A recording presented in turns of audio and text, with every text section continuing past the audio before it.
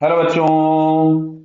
यहां लिखा है moment of inertia of thin square plate A B C D of uniform thickness about the axis passing through the centre and O passing through the centre O and perpendicular to the plane are.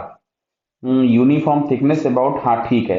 Ultimately question आपसे ये पूछ रहा है कि जो axis यहां से पास हो रही है इसके बाद जो मोमेंट ऑफ इनर्शिया वो इन चारों ऑप्शन में से क्या क्या हो सकता है। तो ध्यान से सुनिए, दिया है स्क्वायर प्लेट। तो बेटा स्क्वायर के जो डायगोनल्स होते हैं वो भी म्यूचुअली परपेंडिकुलर होते हैं। देखो ये एंगल तो 90 है ही, बराबर है, लेकिन ये वाला एंगल भी 90 होगा। जो म्यूचुअली परपेंडिकुलर होते हैं स्क्वायर के डायगोनल्स भी। क्लियर है? तो अब सुनो अच्छा बात को ध्यान से। अगर मैं परपेंडिकुलर एक्सिस थ्योरम लिखता तो I3 प्लस I4 जो होता, मान लीजिए हमने इसके परपेंडिकुलर को जेड एक्सिस ले लिया है तो IZ होता। Clear? I3 plus I4 perpendicular axis theorem समझ रहे हैं आप लोग? क्लियर?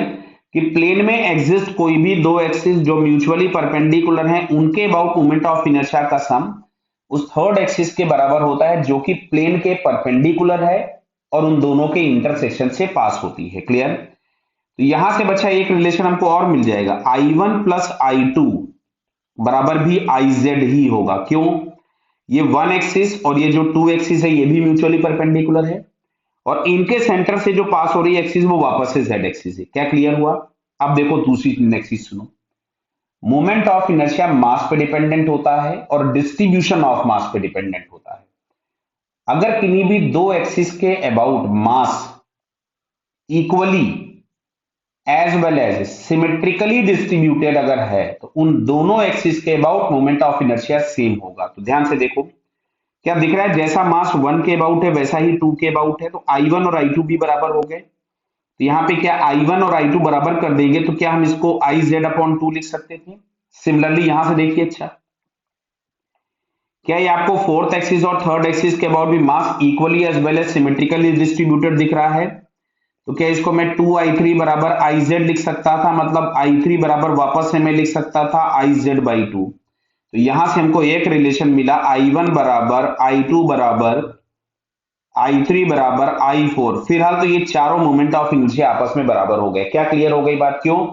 I1 बराबर I2 है और I1 बराबर IZ/2 है, I2 बराबर I3 और ये भी IZ/2 हो गया। क्लियर? तो अब अच्छा देखो, I1 प्लस I2 बराबर IZ, देखो ये तो पहला सही हो ही गया, ये हम लोगों ने लिखा है।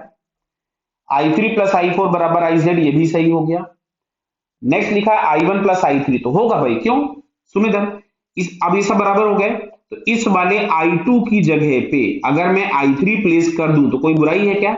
नहीं। तो I1 प्लस I3 भी IZ के बराबर हो जाएगा। क्लियर? और I1 plus I2 plus I3 plus I4 नहीं, ये 2IZ के बराबर होगा फोर्थ वाला। क्लियर? तो ऑप्शन हमारे पास करेक्ट कौन सा हुआ? First, second and third. So these three options are correct. Clear बेटा? Okay, all the best.